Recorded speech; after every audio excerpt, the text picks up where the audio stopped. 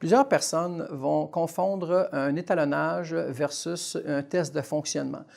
Dans le jargon utilisé sur le terrain, on va plutôt parler d'un bump test pour le test de fonctionnement ou l'essai de fonctionnement.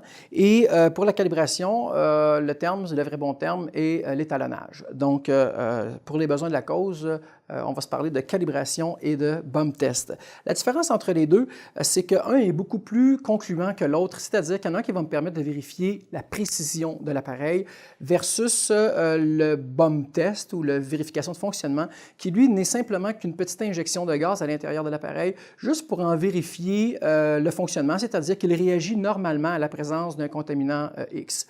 Alors qu'une calibration, elle, va prendre beaucoup plus de temps parce qu'elle va devoir permettre à l'appareil de lire suffisamment longtemps le gaz injecté pour être en mesure d'arriver aux mêmes valeurs que dans la bonbonne de gaz étalon qu'on utilise pour faire le test.